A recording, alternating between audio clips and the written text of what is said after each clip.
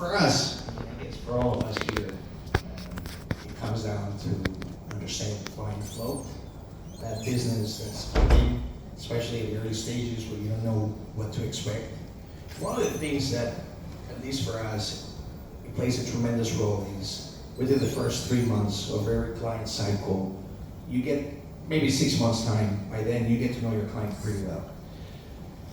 One of the things I've learned over the years in my career is that banks don't like surprises. That's bottom line, okay?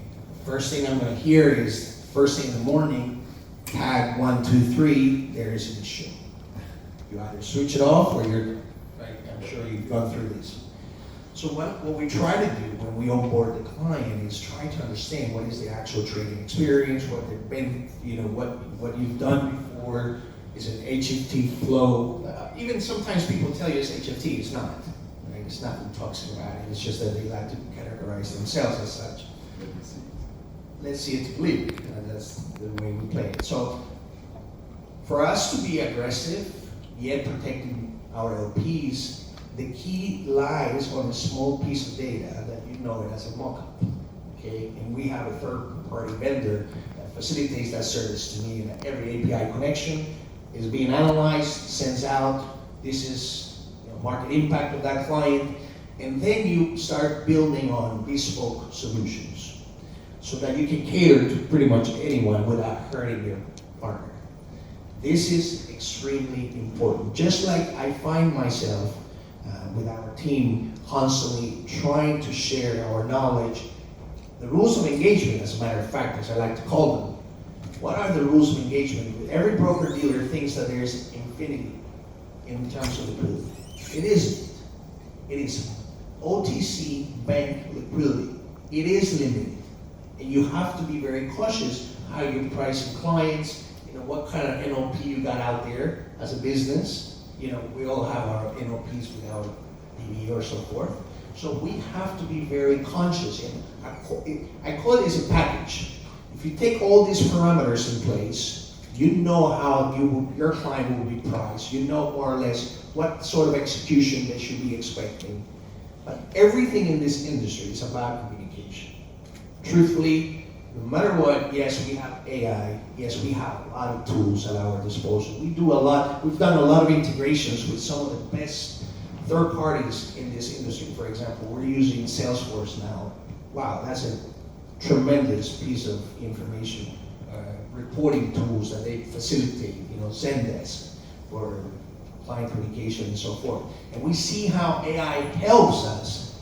And what is truly important, by the way, and something we haven't mentioned yet, is the beauty of AI is that once that data set learns about your business, it's getting trained to give you better and better information. So information ultimately is decision-making power. I think, just to summarize it in a nutshell, what I'm trying to say is, if you need, or if we make use of tech with AI, and if you need extraordinary execution, meaning pricing, all these components we're mentioning combined is what gives you that. It's not just one piece, one parameter will get you where you need to be. I think you all go through this daily. I will add something here, and then I'll go back to the data that you mentioned. Briefly. Very briefly, okay. I would say that, for example, what you said now is, if you have a client who's with you more than a year, you're obviously a better liquidity provider with better conditions to him, because you will improve it, because you already know the client. When they come to you and you've never seen them before, obviously you cannot.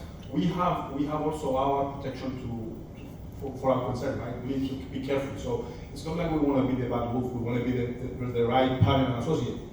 So speaking for the brokers and our clients now is not we want the long-term relationship because we will be able to offer better conditions along the way. So, and I'm sure you guys are doing it as well. If you have a client who's consistently with you, we will give you better conditions. Now, back to the data, I agree 100% is the number one by far. It's happening, I will split it in two segments, let's say. One is how you utilize it, obviously, and by warehousing, utilizing, and then analyzing and executing. That's very important. And then I would also mention the competition. The competition that you analyze the competition, you need to know where you stand. If you're out of the competition, then you are not in the game. And thankfully, as Valandis mentioned, we are in talk between us. So we know if someone comes an abusive wave of broker will come, or some traders which they will have. We are in communication. We know that. We're colleagues at the end of the day. We know we will discuss, and that is very good for the business because we protect the retailers as well. The retailers. You have something to add? So, just to sum up, of course, the first step is to analyze the competition, analyze the market during the regular trading conditions, of course, the spreads, the order books, the speed of the execution. The second thing is that how to be prepared for uncertain times and, let's say, lower volatility, basically during some unexpected market releases. That's the challenging and interesting part. And of course, second part of it is the technology, yes?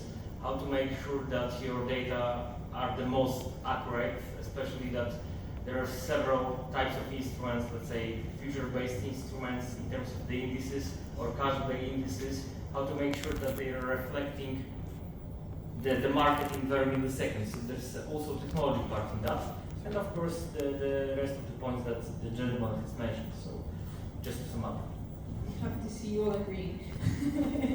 Okay, we have 4 minutes. Oh, Just want to add something that comes to mind now.